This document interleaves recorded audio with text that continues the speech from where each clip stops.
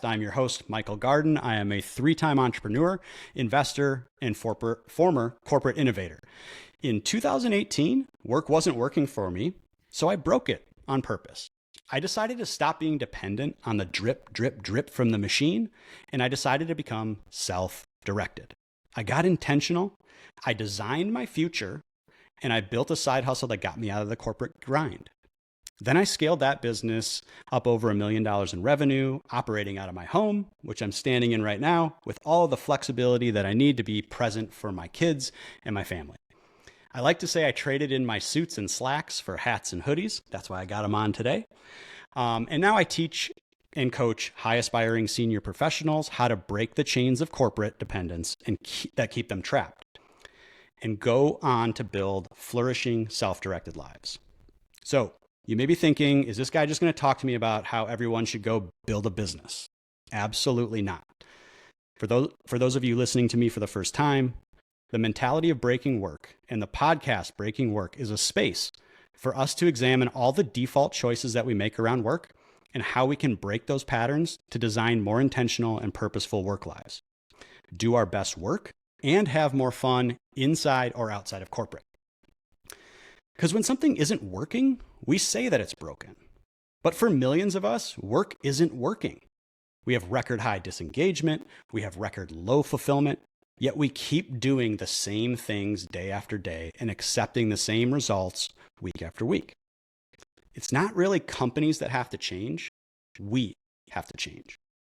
So this is a space to shatter all those default concepts of work. We have to stop accepting it, rethink them, and find the courage to design a better way forward for you, your family, your company, and for everyone that you want to serve. So to help me do that, I bring in guests who have broken work in their own right. Guests who have taken windy paths, made courageous career decisions, and bet big on themselves. My guests don't just share work lessons, they share life lessons on how to align who you are and what you do to find happiness, fulfillment, and achievement at the highest level. So today, in our first LinkedIn Live, to kick things off, I have my internet friend, Nicole Greene. She has an amazing story, which we'll get into, but the long and short of it is she chased success hard, did well, burned out with a couple young kids at home, and then rethought her default choices and got intentional. So Nicole, thank you for being here. I'm going to let you introduce who you are and what you're all about, but I really appreciate you being here for this conversation. I am thrilled to be here. Thank you for having me, and super aligned with your introduction. So I'm Nicole, as Michael said, and I'm a business and lifestyle strategist. So I'm focused on supporting high-achieving women who are juggling multiple non-negotiable roles. So think mom, founder, executive, caretaker, right? All of these roles and identities that we carry and can't just put down, or we choose not to put down. And these are women who feel like they're being pulled in 100 different directions, feel like they're failing at everything as a result of that. They're chasing this elusive notion of work-life balance, which only feeds that sense of failure. And I'm on a mission to help all of you who are in that situation step out of survival mode and step into your life. And I'm deeply familiar with that because that's the journey that I've been on myself. Beyond that, I am a third generation entrepreneur, a three-time founder. I'm a consultant, an active mentor. I'm a boy mom. I'm an entrepreneur in residence. And I say all of that because as I was sort of preparing myself for this conversation, what occurred to me, Mike, is even though we, sort of focus on different audiences and we leverage different tools and frameworks in our work, we have a lot of shared philosophies and core principles. And that's part of why I'm excited to be here today. One of yours that I love is the full stack human. And that's all about showing up in your whole life as your whole self and designing your life intentionally in order to be able to do that. That's core for both of us. So I actually identified 5 principles that we share, which, it really excited my nerd self. And I'm just really psyched for the conversation. Well, awesome. Yeah, that's why you're here. Absolutely. We are kindred spirits. Yes. Even though we have not actually met in real life, we are kindred spirits. We talk about a lot of the same stuff and deal with the same issues. So where I want to start this conversation, I guess, I think about what prevents us from getting intentional or really sort of long-term planning? And I've been reading a lot of books. I think a great book that gets to this is Be Your Future Self Now by Dr. Benjamin Hardy. And one of the things that you talked about is this idea of survival mode and just being in survival mode and taking the urgent as it comes. And I want you to start there. Like, what is this? What's the root cause of this survival mode? How does it manifest? And the problems with it, I guess. Let's just wide open, start the discussion right there. Yeah, I love that starting point. I think about survival mode a lot. So for me, there's two versions, right? There's the overwhelm version and the underwhelm version. The overwhelm version is this getting through mindset. And I know that you and I both sort of feel deeply the tragedy of people feeling like they're getting through their one precious life. And this is like, you're running on a treadmill, you're at a full sprint, you're telling yourself, I can't keep running this fast. And also you can't stop because you're going to break your face if you do, right? In that mindset, everything is a threat, right? Anything extra feels like it's the thing that's going to break you. And so you have this you're hyper focused on the tactical and the urgent, right? You're not zooming out. You're not thinking big. You're just literally getting through the day, the week, the month, whatever sort of time frame you're talking yourself through. And that version of survival mode is really rooted in defining your value outside of yourself. Right. So if you're not rooted in your own self-worth internally, you are approving, you're people pleasing, you're a perfectionist. And as a result of those things, you're not putting the boundaries in place that would protect you from getting sucked into this overwhelm dynamic. And so that's that version of survival mode. And then the other one is the underwhelm version. And that's really this sort of going through the motions mindset, right? You're unfulfilled, you're uninspired, you're sort of lacking in fulfillment. This, what's the point, right? What's the point of leaning in, of getting engaged, of being excited? And that's rooted in a lack of fulfillment. So either you sort of bought into this cultural notion of success and then figured out, like many of us, that version of success isn't actually satisfying at all. Or there's some structural impediments in place that are preventing you from being impactful in the way that you can be, that you want to be. And ultimately, you just kind of start giving up. So that's the underwhelm version. Now, both of them have this loss of agency, right? You stop believing in your ability to get yourself out of it. There's a dissociation that happens with both. So there's like a subconscious numbing or some way that you're getting through or going through the motion to, just kind of keep showing up. There's a resignation, right? That this is all there is. And there's the self-perpetuating dynamic to both versions because, again, you're so focused on the narrow, the tactical, that you're not planning bigger. You're not visualizing bigger. And you're just kind of stuck in this cycle. So those are the two versions. And then, I think about also two different time horizons. There's situational survival mode, which, has a time boundedness to it, and then systemic survival mode. So I'll stop talking there and make space.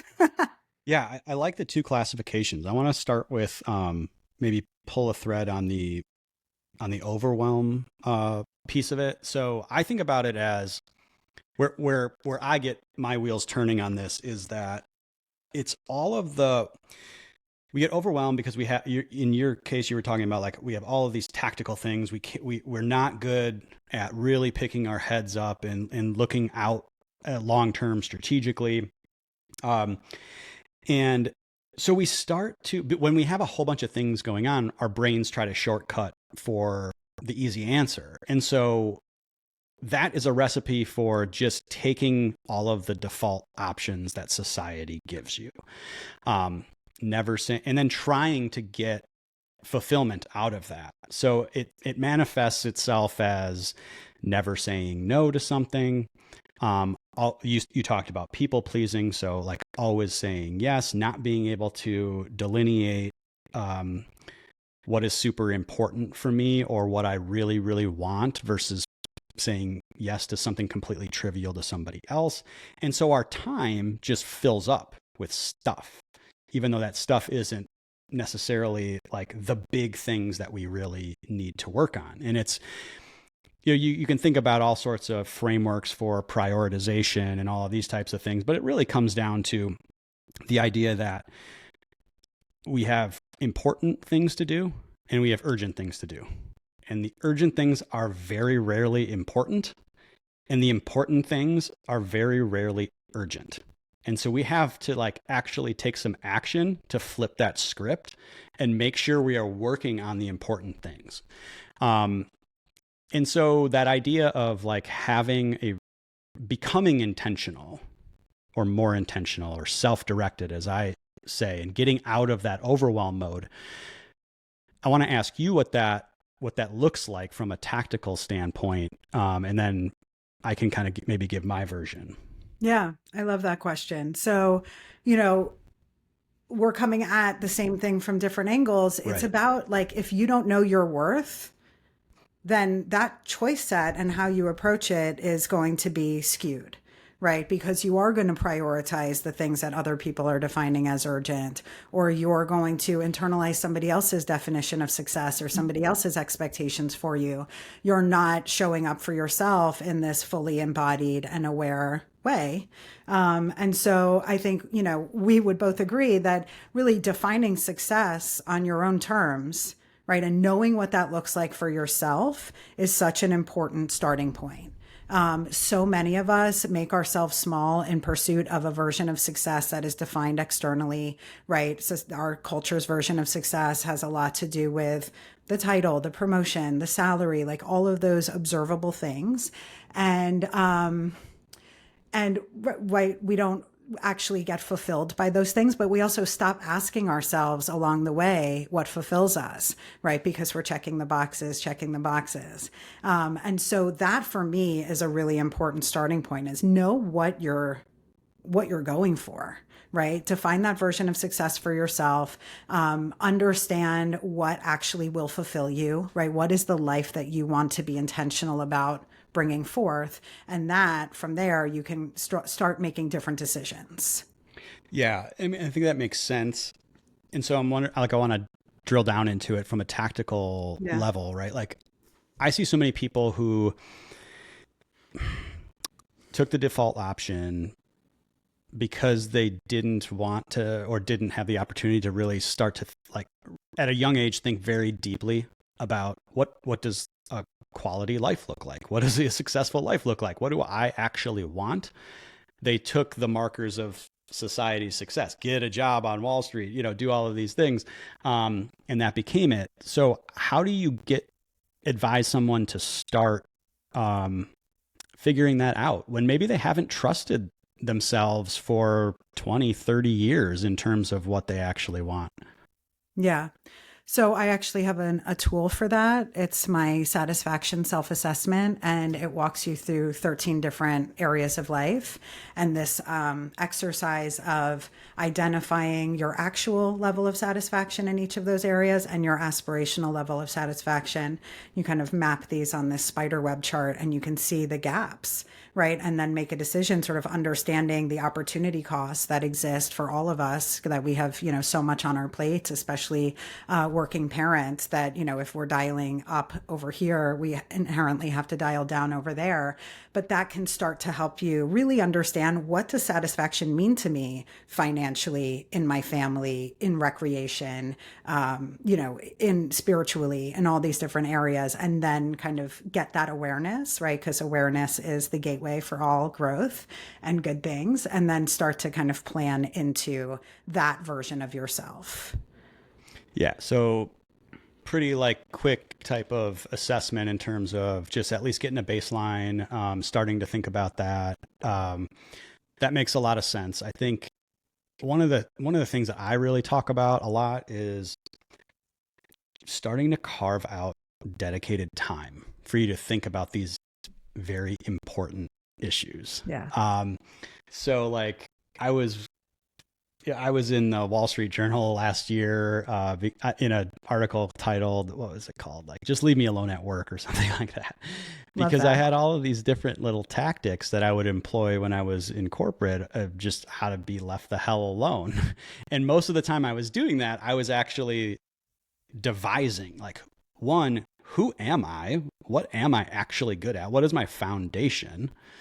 And then thinking about what are my options forward out of this area. And that took, I mean, I was doing that for a year, a good year.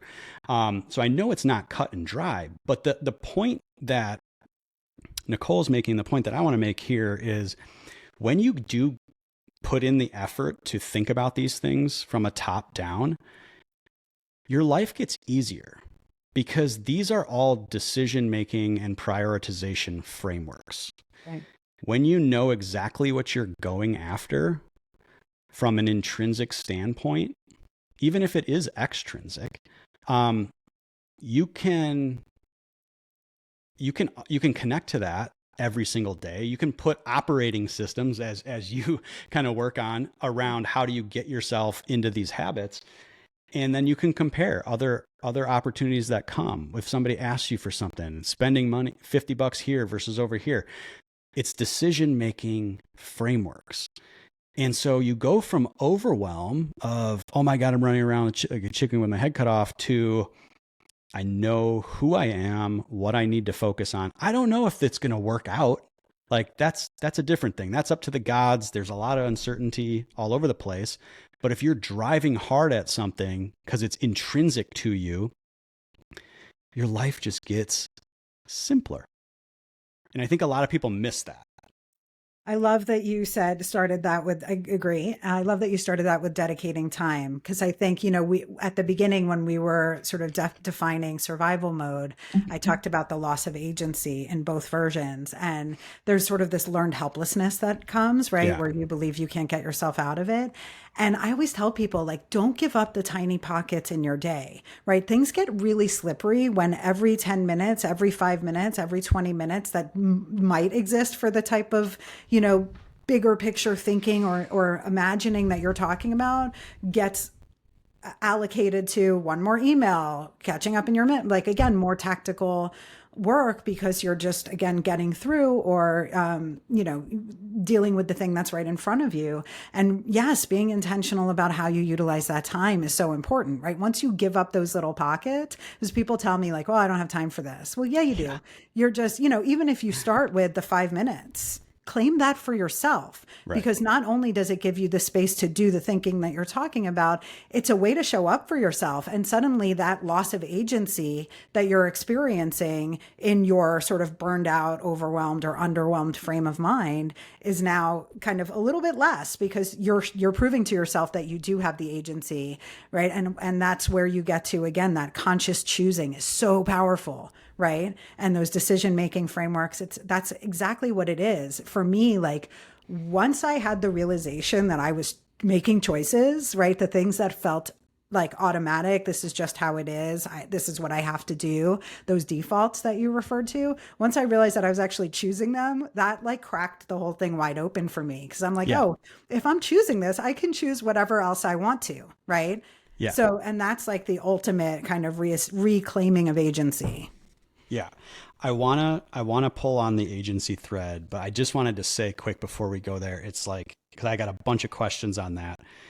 I think the funniest part of my job, like the part that I just have the most, like every time somebody gives me a little bit of pushback, I get a big smile on my face and chuckle, is like when I get you don't understand. I have no time for that. Or you don't understand my job. I could never push back on this meeting or whatever. And I'm like, you know what? I had 3 kids under the age of 7 when I did this.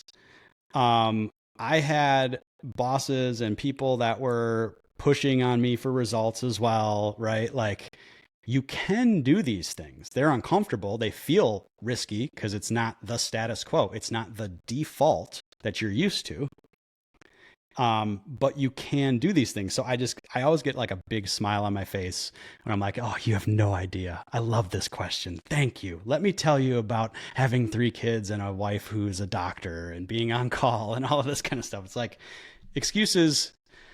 It's not that it's an excuse. It's that there is a pathway around that obstacle. I don't know if you had do you have any stories like that from either coaching or like that just aha moment when you were like, oh man, like we just need to work around these obstacles. It's not like this isn't just a blocker. Yeah, absolutely. And I catch myself in that mindset all the time, right? Yeah. I'm like, oh, I don't have bandwidth for that. And then that's immediately a signal to me that I need to like pause and check myself, right? Is this again, match it up with where I want to be going, right? What I'm designing for intentionally. And is this actually something I need to create bandwidth for? Because of course there's bandwidth. We're choosing how to allocate our time, all day long. So what are we focusing on? And that's where, this ability to sort of understand where your self-worth lies gives this willingness to show up for yourself and make space. But yeah, I'm still kind of looping that loop on a regular basis and catching myself. And look, we have different sort of desired outcomes for the clients that we work with. Right. I'm not particularly concerned with whether my clients leave corporate. For me, it's about, are you stepping into your life? That version of your life may include corporate, and like, that's great. I love that, but not this sort of defaulting, right? This getting through mindset. And so, everyone has a different opportunity set. I'm like you. I am like you in the sense that I internalized a lot of risk. But I also had a ton of privilege, right? I'm the sole earner in our family. So there was a ton of risk that goes along with that. Yep. And also I have the benefit of a super supportive spouse and all these other things that let me take the path that I took. It's just about like defining your path for yourself. Right? The defaults are killing us. Yes, 100%. It's that environment piece. And so thinking about default and going into this idea of agency, I see it all the time. People feel powerless to change their situation because this just is what it is. Corporate is corporate. This company is that way. The company culture, all of these things. Particularly with the underwhelm piece, but I know it does happen with overwhelm as well, but like particularly with the underwhelm piece, what I've found is there are basically 2 activities that help you get agency back, or at least show you that you can control or influence more of your situation than you think. Number 1, you hit on it, is awareness. Just being aware of the factors and aware of the default, check the box. Every time you're asked at McDonald's, do you want fries? Yes. Like, what are those default, answers that you're getting or giving? What are they? And what are they from your peers and your bosses and society? Like, what is just all the things that are just happening that feels like to you, right? And then the second piece is questioning every single one of them. And if you do both of those things, you're aware that that is a default response, and you question, do I need this? Is it right for me? You start to understand that you do have a role in it. Like, you are opting in, like, as you said, right? You realize that you were saying yes to certain things and you played a role in it. And now when you know that, you start to have agency and you start to be able to make different decisions. That's right. How do you react to that idea? And like, I guess going further on that, what are the types of things that you help people with in terms of agency or ownership in the control? Yeah. So great question. I'm sorry. I spoke over you. Say the last sentence again. I was just saying, like, a glitch. Control, that control word. People think they don't have control. Right. I mean, yes, and right. Control is an illusion. Yeah. The type of control that we have that exists, or the notion of control that exists outside of ourselves, or that is focused outside of ourselves. A lot of that is like to manage our own anxiety. And it's just like, that's part of the problem. But control of ourselves and the choices that we make, 100%. And I completely agree that awareness of your defaults and the things that you think are happening to you is an important part of the shift, right? Because it's all about the stories that we're telling ourselves, and the stories about what's possible, the stories about what's desirable, the stories about what we're capable of, right? Our limiting beliefs. And so I really start with a lot of my clients is sort of understanding what those limiting beliefs are, and then doing the work to shift away from them. Because, I mean, almost everyone that I work with can complete the blank, I'm not blank enough, right? Whatever it is, right? And we internalize these narratives a lot of times in our childhood, and they just become the truest thing that we know about ourselves. And once we become aware of how that is showing up, right, we can start to tell ourselves a different story. And so that's a huge part of the shift. Right, because that's the ultimate default is, right? It's just like, or it reinforces that default. Well, this is all I can do. I'm not good enough, or I'm not smart enough. I'm not whatever enough to take that next step, to go out on my own, to go for the promotion, whatever that path, the next phase of that person's path might look like. And so then, you don't even go for it. That failure in 1995 that I had means that I am, X, Y, or Z. Yeah. So the noticing, or the awareness, the questioning, and then you're getting into a deeper part, which is the retelling of your own narrative and the control that you actually have around your own narrative of what your past means and what your future means. So that's really interesting. Now, like you said something in your, I'm trying to find it real quick here. Sorry. In my notes. This idea of that, like in part of your path, you were making yourself small and sacrificing parts of your identity. And where I'm going is like this, the way we tell stories about ourselves becomes our identity, or is our identity. Or the making yourself small piece of that, is that the idea of your loss or perceived loss of agency, or what, is there something else that you meant by being like a smaller version of yourself? Yeah, there's something else that I meant, which is, so my limiting belief was I'm not smarter than anyone else. I just work harder. Right. And that limiting belief led to a lifetime of overachieving and work addiction and just extreme proving behavior.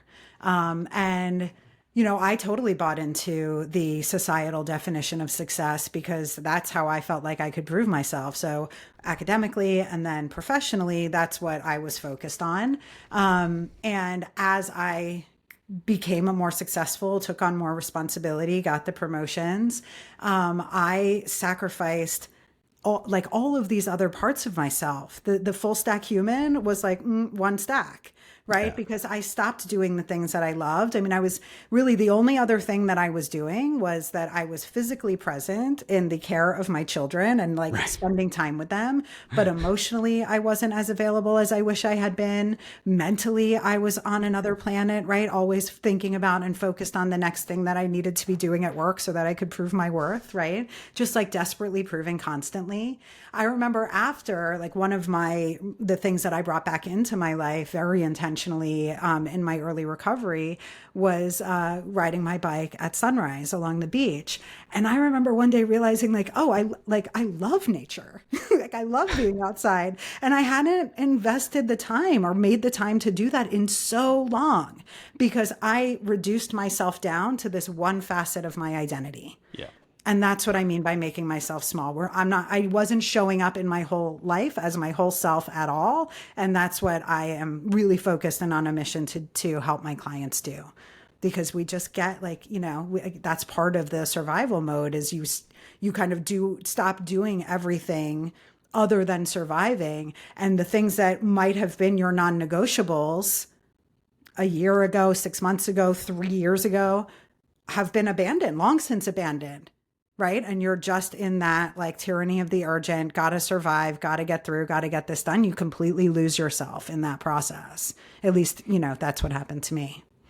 Yeah, I think it's a really powerful story about awareness, like because you had a default perspective, you went hard, you by all measures of societal success, like you did it, and succeeded on that in those measures, but it wasn't right, or it wasn't enough, and you were shown, or it wasn't complete, I should say. And so you started to question, well, what does that mean? What else is out there? And you rediscovered my company, my coaching company is called Rejoin, and it's named intentionally because I think we have to essentially rejoin who we were as part of growth. Like we have to figure out how to lean into those just innate things that we're wired to like and love and all of that kind of stuff.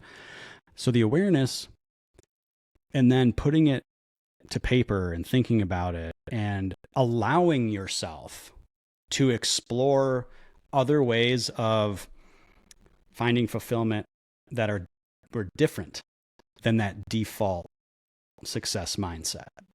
And I think that piece of it is foreign to a lot of people. That's what it seems like to me, at least. They have a hard time with that. Okay, well, I feel this way, but I can't let myself feel that way because look at the rest of society. Look at all of my friends. Look at all of these people. They all operate in this world, and I'm feeling something different. So people have like a lot of friction there, it feels like, in terms of, okay, I see it, but now, and I questioned it, but now how do I put it into action? And so I love your story because that's, you got over that hump. I mean, you were able to start to put it together and put it in play. Yeah. I am the biggest calendar strategy nerd you could ever find. I mean, I can stand here on LinkedIn Live and talk about calendar strategy all day long because I think that that's such an important piece of it. You alluded to it earlier, right? Dedicating time to the exercise. So then it's, okay, how do you sort of intentionally design your calendar so that you can make time, even if you don't really totally know what you're making time for? Like one of the most impactful things that you can do with your time, I believe at that early stage, is just sort of unstructured, open-ended creative time, creative exercise, like something that, you can do with your hands and lets your brain just sort of wander, because like when we're in survival mode, we don't let that happen at all, right? We're just like constantly looping, right? And then just things get thrown into that loop and the loop gets bigger or it shrinks when we cross things off the list, but it never stops. And so kind of tapping into that higher order thinking so that you can access the parts of your brain that aren't stuck in that loop is so important. And figuring out, how to kind of create the time for that, and including starting in those 5-minute pockets. Like one of the really basic tools that I work with is just a menu of options, right? You pre-think the things that I can do with 5 minutes, 10 minutes, 15 minutes, whatever the increments are, right? You're going to think about that in advance. Laminate it on your desk, put it in sight. And then when you have that amount of time, you can just look at that menu and know what to do with it to serve yourself. And what's awesome about all of this is that once you start, it has its own momentum because you're showing yourself that you're going to do this for yourself. Literally the first time, it's magic. And then you want to do more of it. So it really kind of becomes this incredible flywheel of self-investment. So it's just about it's hard. I get it, but it's about getting started, taking that first step. Yeah, you got to get in the arena to make the changes. And what we're talking about is, it's habit change, it's behavior change at its base level, and replacing one default with another. So your example's spot on. If you have a 5-minute calendar tool that's giving you a menu of options and you do that for so many days in a row, that becomes your default. And the question is, are you better off now than you were? And the answer is absolutely yes. So if you keep doing that and stacking those little wins, you're replacing the default. And you can do that with something as little as 5 minutes in a calendar. And you can do that layered up to completely changing your career on purpose and intentionally before someone fires you or before you get old or whatever it may be, or before you spend 20 more years pissed off and angry about what you're doing. That's all it is. Boom, boom, boom, boom, boom. Yeah. You talk about being head-led and heart-centered. What do you mean by that? And how did that sort of play a role in your transformations? That's such a great question. Thank you for asking. So, what do I mean by that? So, when I first started my journey of recovery, and it was recovery from my workaholism for sure, but ultimately it was a recovery from an earlier childhood trauma that I had never done the work around, right? So, part of my whole, like, proving dynamic was rooted in this experience of childhood. So for me, ultimately, because it did have that trauma connection, I needed to go back there and do the work. I remember in my first session with my therapist, this was like, I was 41 at this point, and she was like, oh, I'm talking about something and my feelings. And she's like, well, where do you feel that in your body? And I was like, what are you even talking about? What does that mean? Absolutely no idea. And had she not been able to take a different approach, I would have been stuck there forever, because I had been dissociated and in body denial or in self-denial of my needs and what I was even actually interested in or excited about, that I had no real access to that.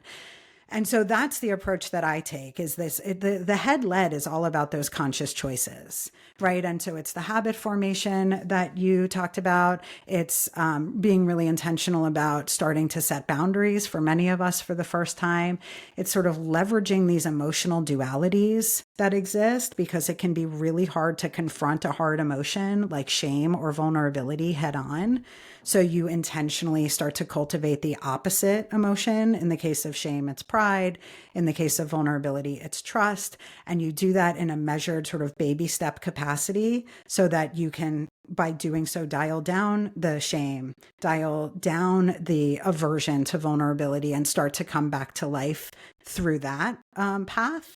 And so it's an approach that really relies on the techniques that we're talking about, versus an approach that I also have deep respect for, but was in no shape to go through myself, and definitely not with the expertise to lead anyone else through it, which is, that sort of heart led.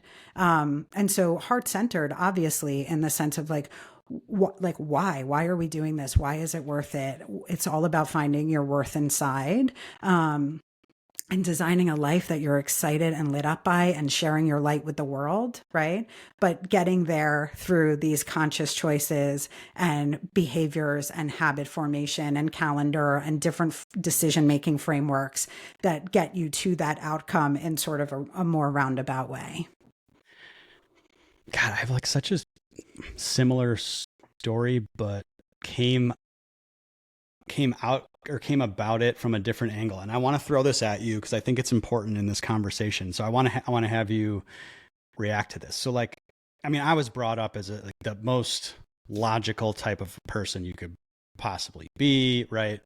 And in my late 30s, I'm like, where has this actually gotten me? And I was grappling with what is success, and what is a big life, and a good life, and all this kind of stuff, and really noodling on all this stuff. And I was I came to the realization that I was never trusting an urge or an impulse, that everything ran through here, in a spreadsheet or, on some criteria. And I just was well, what would happen? And I would think back to, well, what were the things that I wanted to do that I just never did? And I have a folder full of business ideas that I never started because I thought they were too small or whatever. And so I was just well, what would happen if I start to do things the opposite? If I let my soul, for lack of a better word, just guide, point me in a direction, and let my head figure out the plan to get there. But don't cap my soul or my heart. Let it just go. What would happen? And that's been super interesting to me and eye-opening. And so how I try to think about it is soul lead, head plan is basically how I think about it. And my job as the overseer of everything is basically to get to do whatever I can, build systems, create strategies to get my brain to buy in, because the brain, I feel like, wants to always tell me no and why I'm not okay and why I can't do something. And so my soul creates the vision, the big future vision. You have to have hope for your future. You have to feel like you are making a difference and going after something. Like, that's massive. I don't know how to put that. I don't know how to put words to that. So my soul's taking me in this direction. I don't know how to get there. My brain is like, no, you can't. And my job as the overseer of the whole thing, the executive, if you will, is to build the systems to get my brain to do the planning without giving me all of the bullshit excuses. I love that. So I think about it as heart-led or soul-led brain plan is how I think about it, I guess.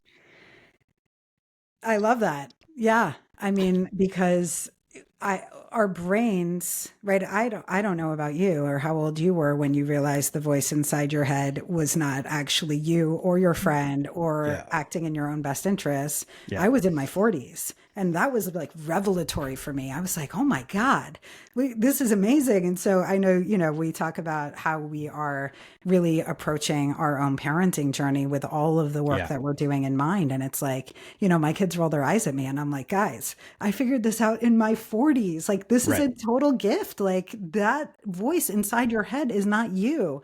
So I love how you kind of separated out the executive function. And yeah, I mean, I think it's similar, right? Because my sort of head-led approach, it's predicated on the idea that you're doing the work, right? So that there's a different direction that you're going in. It's like, what's your toolkit? Yeah. And there's body awareness, emotional awareness. Like, I didn't have access to that at the beginning of my process. And I want this journey to be accessible to people that are in that situation like me. If you're really in the throes of burnout and survival mode and you just can't see a way out, right? You can't start with the emotional awareness. I mean, it's just, there needs to be a kind of a baby step way into that more expansive work. So yes, I love this idea of getting your brain to buy in, and you're following this, you're following your gut and your vision for yourself, your intuition about the life you want to lead, but you've done the work to be intentional about what that looks like. Right. So you have some directional sense of where you're going. And that's so key, right? We just stop doing that. So many of us stop picturing it another way, stop kind of believing in our ability to have different outcomes, because again, those defaults are so compelling. But so that is like the starting point. And then yes, once you have that vision, even if it's like this very sort of murky, elusive notion of what you want to get to, you can navigate the path. Yeah. So we've been talking a ton about pretty high level, crazy concepts around mindset change and getting yourself to do hard things, and this battle between, the two U's, or however you want to put it, right? Head and heart. So, but you're very smart from the standpoint of the operating system. Like, how do you build systems around these types of changes? And so what I want to know is, like, for somebody that's out there listening to this right now, or will listen on when it hits podcast or YouTube, and they're like, yes, I want to change. I need to be more intentional. From a really, really tactical level, what are the things in that operating system that people have to do that are non-negotiables every single day to build that habit, start that flywheel, whatever it might be, like the momentum machine? What's in that toolkit? What are some things that they have to do? Great question. So, right, the three most valuable resources we have are time, our energy, and attention.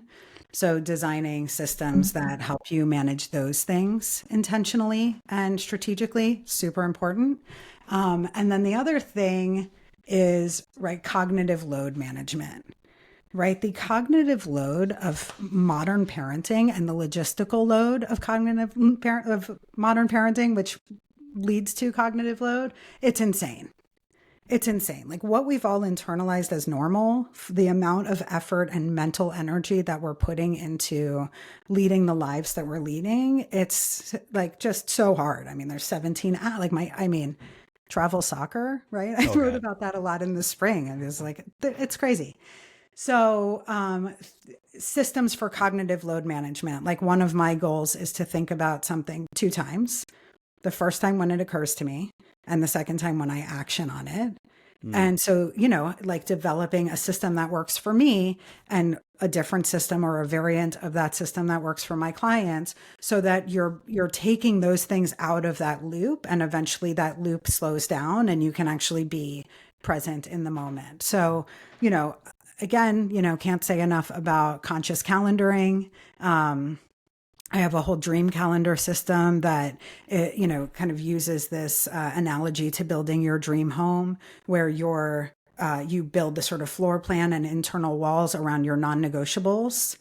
And then you start to place furniture and appliances, right? It's a whole thing around like where do you have optionality, but you're super intentional about how you calendar your day. And it's not just about what your priorities are, it's about what your boundaries are, and what your energy flow is, which is, different for everyone.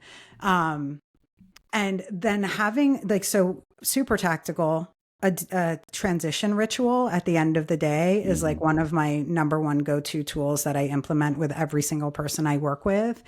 That it's a ritual that you build into the transition from your work day to your home life, whatever that is, or one role to another role.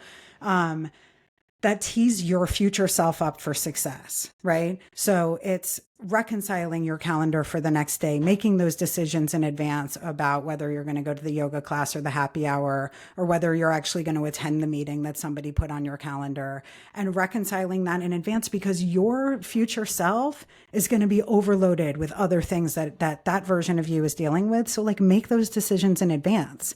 Then you're being intentional about your time and you're managing your cognitive load, right? Slotting things into parts of your day where you can leverage your energy most effectively, and not multitasking. So not wearing 2 hats at once, right? If I'm in mom mode, I used to straddle, and so many of us straddle, like, oh, let me just work from the kitchen counter while chaos is happening around me. Or like, oh, I'll just like do this on the side or write an email while I'm supposed to be helping with homework. That is a recipe for stress, impatience, and disaster. So we're like just designing your life so that you can be present with your attention and do one role at a time. These are the systems that I'm talking about. And there's, tools and frameworks that we implement, like that transition ritual, which is like a checklist, right? You do this, set yourself up for the day, capture your 3 top goals for the next day, make room for them on your calendar, drop tactical, stuff like your personal admin stuff into designated blocks that are there for that purpose, so that you can kind of show up the next day with clarity around what you need to be focused on and why, and you've set yourself up for success in doing so. Yeah, that's great. I mean, systems can be super quick and easy, but the idea is that they are structures to get you to do something or remind you to do something that you need to do or you wanted to do. So I have ADHD. I was diagnosed literally this year. I'm 43 and I was diagnosed finally, and I didn't really know it. And what's been so interesting about learning that is I have a much better appreciation for like my blind spots in how I retain information. And so it's made me super conscious of the systematic aspect of things. And so, for instance, I want to make big changes, let's say. I need to create a vision for what that looks like. And I need some way of connecting to that every day, or I will lose sight of it. The default will take over. The urgency will take over. Yeah. And so I built out this Notion board. And if anybody wants to see what this sort of looks like, you can. It's a little nerdy. It's a little OCD, but this is what I need. This is the system that I need. So it literally is called Unbreakable Personal OS. And I have like in there, it's basically like right away in the morning, what am I doing? I have to connect to my vision statement, which I have. I have a vision statement. I have to read it every single day. I have to journal my wins. So I'm programming myself to live in the gain and to realize that I am making progress and all of that kind of stuff. I have to move. I have to do some form of grateful visioning, like forward. Thank you for the things that haven't even happened yet. I need to be in the arena. I need to make sure I have 3 to 5 big moves on my plate that I am taking big action and working on. Have a system to plan the day ahead. So at 4:30, I log off and I'm planning my day ahead. The big things I need, any remedial tasks, like it's because if I don't do that, and it's linked to my calendar and all, like if I don't do this, my brain goes in a million different ways. I will fill it a whole bunch of different ways, and I don't have the time, the energy, the attention that I need to focus on the important things. So it seems crazy to have to do this as a human being, but like if you want to really change, you have to overcome a lot. And systems are the way that you do it. And people don't know where to start, but it's just like, how about the easiest way for you to remember to do a list of things, right? Like, don't worry about the big to-do list. Like, just worry about writing it down on a note card. That's a system. And then you start to create the systems that work for you. Don't worry about anybody else, but the things that work for you to get yourself to do the actions that you need to do on your pathway to change. That's how I think about it. And I have to take like a very aggressive swing at that because of how my brain works. What's in your toolkit? Like what's in your operating system? What are the things that you're doing every single day? Obviously planning your calendar and all those things, but is there to manage your energy, let's say specifically, because that is a big one most people miss.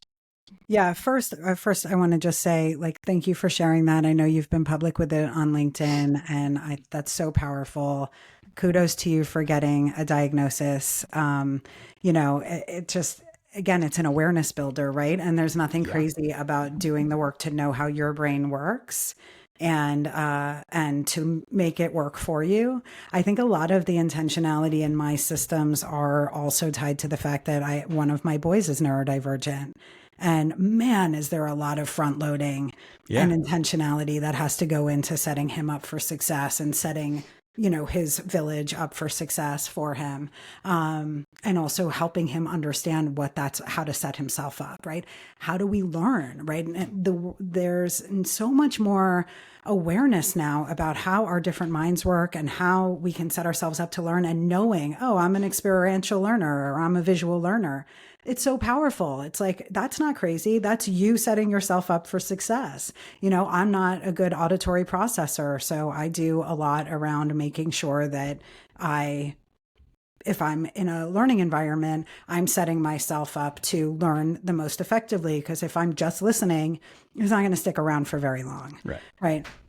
And one of my systems that I mentioned is, I make sure that I think about it one time. And then I think about it, and then I sort of tee it up for when I'm going to act on it.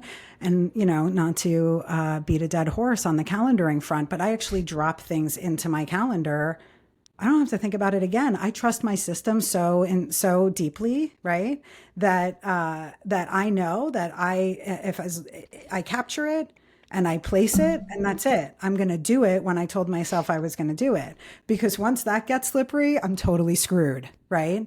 I have a lot going on, we all do. So that's one of the ways, is like, I have these blocks on my calendar that are placeholders for different types of things.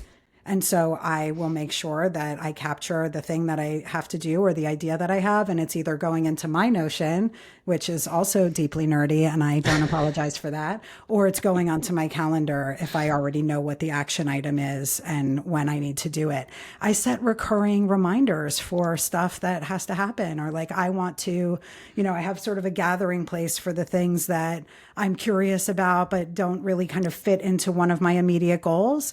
And every month on my calendar, it's like my pink bin hour. And I go through that place where I store that information and I process it and flow it through. Maybe it stays there for another month, or maybe I place it. But that, again, like you said, that's a system.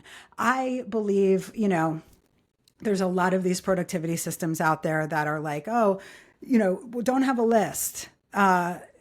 Lists are holding, the executives don't have lists are holding you back. If you are a busy person and a working parent and a woman and you don't have a team, you have a list. We are the carriers of the list. So it's like, okay, is that list killing you or are you controlling it, right? Whatever you don't like have these systems around, they are going to take over your brain. So for me, I don't like to have all that stuff bouncing around. It makes me crazy. So I'm super intentional about parking that information where I know I'm going to need it and I know where to find it.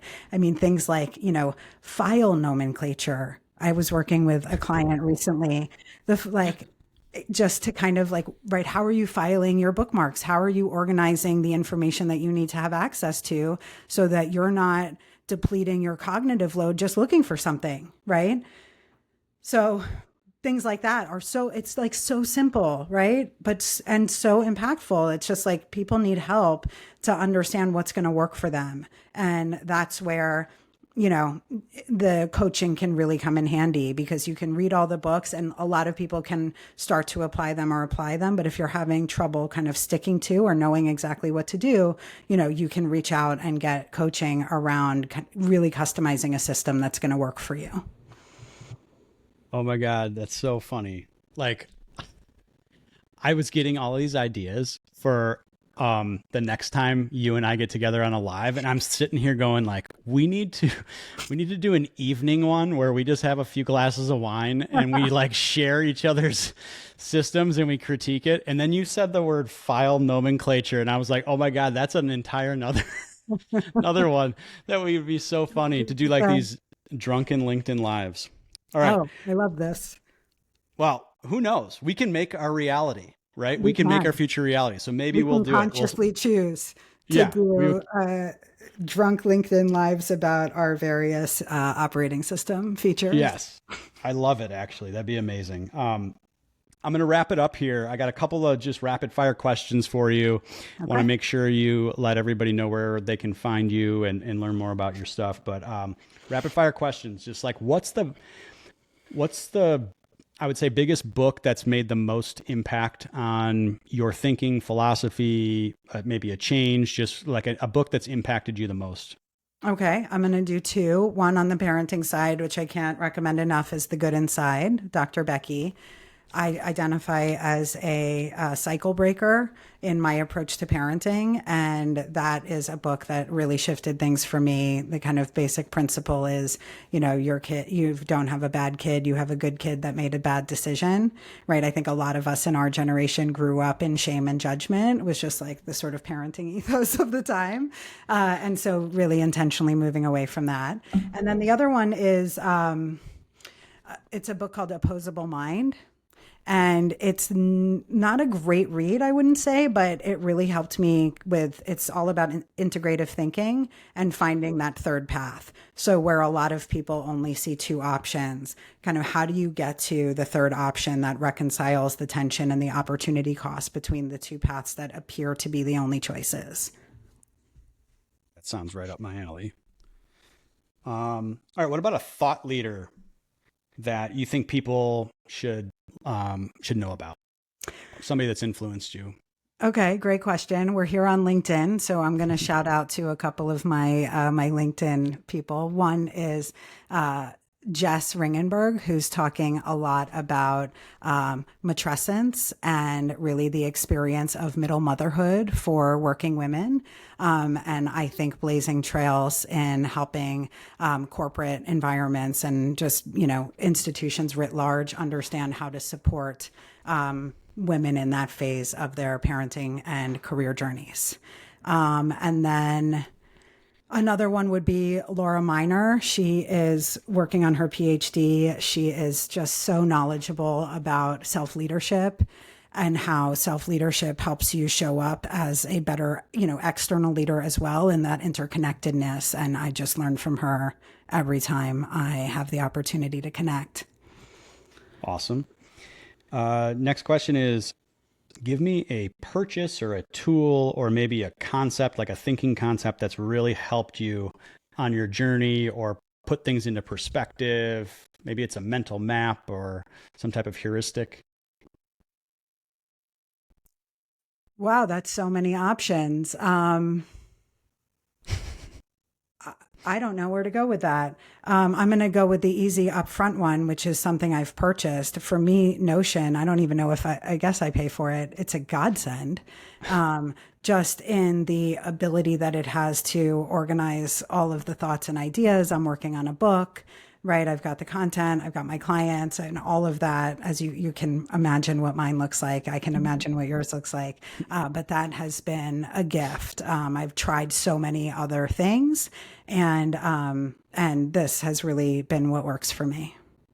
Yeah. I think once you understand how to set it up, it's phenomenal for sure. I agree with that. It's been a game changer for me to capture and organize all the stuff that I have going on with the issues that I have in remembering stuff. All right. And then where can people find more about you and what you do, your services, your content? Obviously LinkedIn here is home to both of us, but give us any other information you'd like to leave the audience with.